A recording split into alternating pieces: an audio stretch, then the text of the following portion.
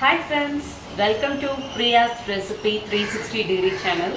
நம்ம சேனலோட first dish கொஞ்சம் ஸ்வீட்டா இருக்கட்டுமேன்றதுக்கா ஸ்வீட் பொங்கலோட ஸ்டார்ட் பண்ணிருக்கேன். வாங்க சேனல்ல பார்க்கலாம்.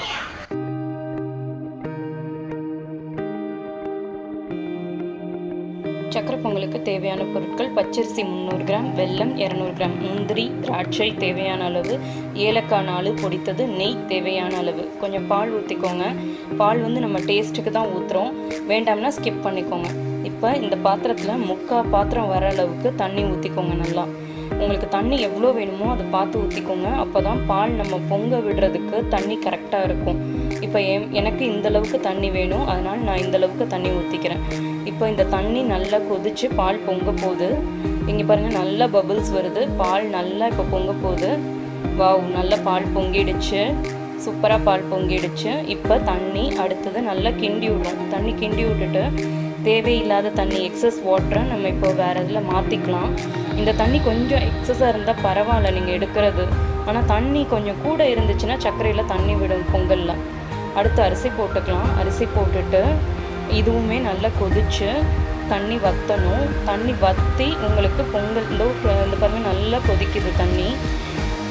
தண்ணி கொதிச்சுட்டு நம்ம நல்லா மிக்ஸ் பண்ணிடுவோம். இப்போ தண்ணி வற்றிருச்சு. அந்த ஸ்டேஜ் பாருங்கள், நல்லா மசிஞ்சு பொங்கலுக்கு மசியவும் இல்லாமல் சோறு பதமாகவும் இல்லாமல் பொங்கலுக்கு நல்ல குலைவாக இருக்குது. எனக்கு பார்க்கும்போதே நல்லா தெரியும். தெரியலன்னா லைட்டாக இப்படி பதம் பார்த்துக்கோங்க, கையில் எடுத்து பதம் பார்த்துக்கோங்க, அந்த பொங்கலோட பதம் பார்த்துக்கோங்க.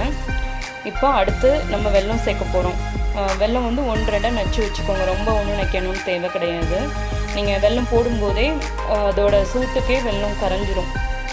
வெல்லம் போட்ட பிறகு நல்லா அடி வரையும் மிக்ஸ் பண்ணி விடுங்க. அப்போ தான் கீழே ஒயிட் ரைஸ் தனியாக கொஞ்சம் அந்த கட்டி இல்லாததுலாம் உங்களுக்கு நம்ம மிக்ஸ் பண்ணாமல் விட்டுட்டோம்னா அடியில் கொஞ்சம், ஏன்னா சாதம் ஆல்ரெடி வெந்துருச்சு. ஏலக்காய் அடுத்து போட்டுக்கலாம். இப்போ ஏலக்காயும் போட்டுட்டு நல்லா மிக்ஸ் பண்ணி விடுவோம். ஏலக்காய் போட்டோன்னே நல்ல ஃப்ளேவர் வருது. நல்ல ஃப்ளேவர் வந்துருச்சு. இப்போ இந்த சக்கரை பொங்கல் அவ்வளோதான், ரெடி ஆகிடுச்சு. இப்போ நம்ம இறக்கி வச்சிடலாம். அடுத்து நெய் ஊற்றுக்கலாம். நெய் போட்டு நெய் நல்லா ரொம்ப ஹீட் ஆகவும் வேண்டாம், ரொம்ப இதாக இருந்தாலும் பொரியாது உங்களுக்கு. நெய் போட்டுக்கலாம். நெய் நல்ல இதமான சூட்டில் வரும்போது முந்திரியை போட்டுக்கணும். முந்திரியை போட்டுட்டு அந்த முந்திரி நல்லா கொஞ்சம் கோல்டன் கலரில் ஃப்ரை ஆகணும். திராட்சையும் இப்போ நீங்கள் ஒன்றா போட வேண்டாம், ஃபஸ்ட்டு முந்திரியை போட்டு நல்லா கொஞ்சம் ஃப்ரை பண்ணிக்கலாம். அந்த லைட்டாக கலர் சேஞ்ச் ஆகுறது உங்களுக்கு தெரியும்ல, அப்போ திராட்சை போட்டோம்னா உங்களுக்கு திராட்சை கருகாமல் இருக்கும். இப்போ திராட்சையை போட்டு கொஞ்சம் நல்லா ஃப்ரை பண்ணிக்கலாம். போதும், இப்போ நல்லாவே ஃப்ரை ஆகிடுச்சு. இப்போ நம்ம ஆஃப் பண்ணிடலாம். ஆஃப் பண்ணிவிட்டு நம்ம ஏற்கனவே எடுத்து வச்சுருக்க சக்கரை பொங்கலோட சேர்த்துடலாம்.